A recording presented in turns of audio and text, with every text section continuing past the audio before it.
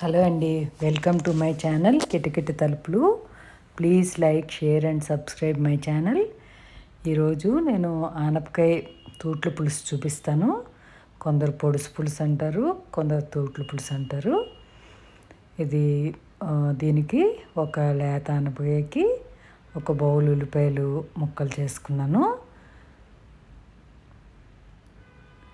Bowl size చూసారు కదా, ఆ సైజు బౌల్ నిండా తీసుకోండి. మిక్సీ జార్లో వేసుకుని 1 టీ స్పూన్ జీలకర్ర వేసుకుని పేస్ట్ చేసుకుని పక్కన పెట్టుకోండి. 1 టేబుల్ స్పూన్ చింతపండు నానబెట్టి నీళ్ళలో వేసి నానబెట్టి ఉంచుకోండి. పేస్ట్ వాడుకునే వాళ్ళు పేస్ట్ తీసుకోవచ్చు. పేస్ట్ అయితే 1 టేబుల్ స్పూన్ పేస్ట్ అయినా పర్లేదు.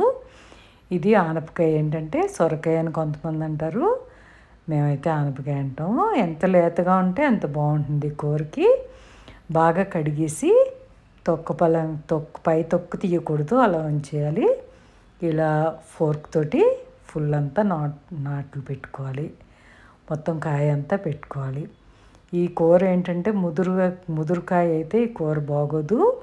సో ఎంత లేతకాయ దొరికినప్పుడే ఈ కూర వండుకోండి. ముదురుకాయ అయితే టేస్ట్ బాగోదు. లేతకాయ దొరికినప్పుడే కూర వండుకోవటం ప్లాన్ చేసుకోండి. గింజ కూడా కట్టకుండా ఉంటే బాగుంటుంది. గింజ పడితే కాయ బాగోదు టేస్ట్ కూర.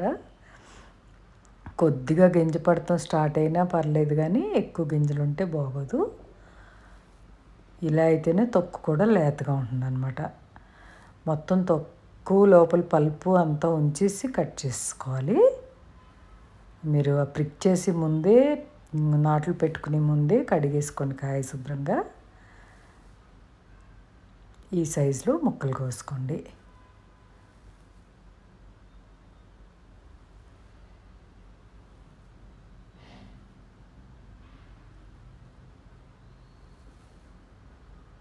కట్ చేశాను, మళ్ళీ చెప్తున్నాను కదా, ఈ లేతకాయ దొరికినప్పుడే ఈ కూర వండుకోండి. ఇప్పుడు ప్రెషర్ కుక్కర్లో ఒక ఇన్స్టాపాట్ వాడుకునే వాళ్ళు అయితే ఇన్స్టాపాట్, లేదంటే దాకలో వండుకునే వాళ్ళు అయితే దాకలో వండుకోవచ్చు. ఇప్పుడు ప్రెషర్ కుక్కర్లో వండుతున్నాను. ఒక 3 టేబుల్ స్పూన్లు నూనె వేడి చేసి దాంట్లో 1 టీ స్పూన్ జీలకర్ర, 2 ఎండుమిరపకాయలు, కొద్దిగా కరివేపాకు, ఒక 4 వెల్లుల్లి రేకులు చితక్కొట్టేసాను. ఇది పోపు.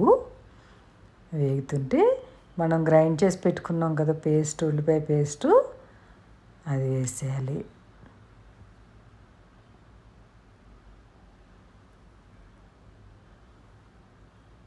వేసేసి ఒక 1/2 కప్పు వాటర్ తోటి మిక్సీ జార్ కూడా కడిగేసి ఆ నీళ్ళు కూడా పోసేయచ్చు అనమాట.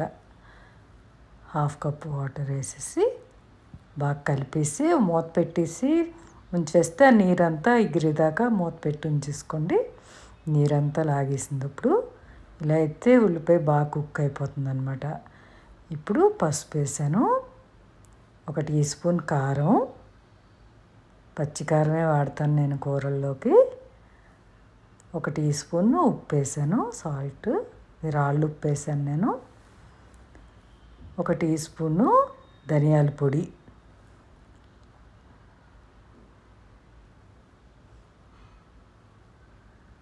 బాగా కలిపేసుకోండి. ఇలా నూనె సెపరేట్ అయ్యేదాకా వేపించేసుకోవాలన్నమాట. ఇప్పుడు 1 టీ స్పూన్ పట్టలేదు, 1/2 teaspoon garam masala powder, half teaspoon సరిపోతుంది, అంతకంటే వేయకండి. ఘాటు ఎక్కువైనా బాగోదు, లైట్గా ఫ్లేవర్ ఉంటేనే బాగుంటుంది.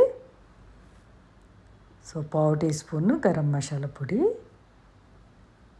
బాగా మిక్స్ చేసి కట్ చేసి ఉంచుకున్న ఆనపకాయ ముక్కలు ఉన్నాయి కదా, అవి వేసేసుకోండి. ఈ స్టేజ్లో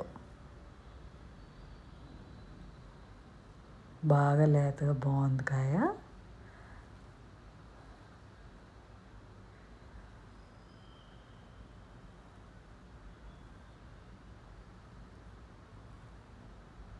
మూత పెట్టేసి ఒక ఒక నిమిషం 2 నిమిషాల పాటు అలా తగ్గించి స్లో ఫ్లేమ్ మీద పెట్టేస్తే తర్వాత మళ్ళీ ఒకసారి కలుపుకుని మళ్ళీ మూత పెట్టి మళ్ళీ ఒక నిమిషం అలా ఉంచుకోండి. అలా అయితే మీకు ఆ ఫ్లేవర్ అంతా ముక్కలకి బాగా పట్టేస్తుంది మూత పెడితే.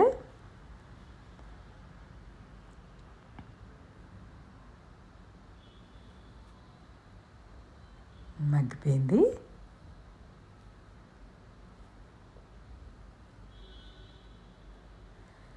ఇప్పుడు ఒక టేబుల్ స్పూన్ బెల్లం పొడి వేస్తున్నాను. బెల్లం కాకపోతే పంచదార వేసుకోవచ్చు.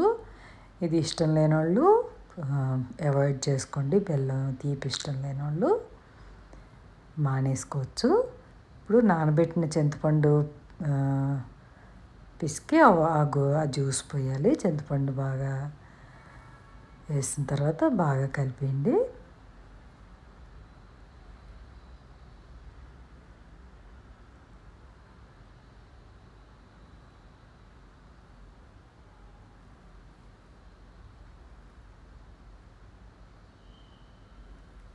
ఇప్పుడు ఒక పావు కప్పు నీళ్ళు పోయండి. అంతకంటే ఎక్కువ పోయొద్దు.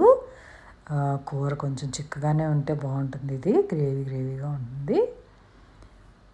లిడ్ పెట్టేసి ఒక విజిల్ వచ్చే వరకు లో ఫ్లేమ్ మీద పెట్టేసి ఉంచేస్తే ఒక విజిల్ వచ్చే వరకు ఉంచుకోండి.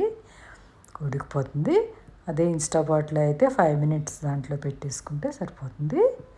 అంతే, రెడీ అయిపోయిందండి ఆనపకాయ తూట్ల పులుసు. మా పుట్టింట్లో తూట్ల పులుసు అంటారు, అత్తారింట్లో పొడుసు పులుసు అంటారు. సో అది పేరు ఏదైతే ఏంటి, ఇది ఆనపకాయ కూర అనమాట. అదండి మరి చపాతీ రైస్ అన్నిట్లోకి బాగానే ఉంటుంది. అదండి మరి. Thank you for watching.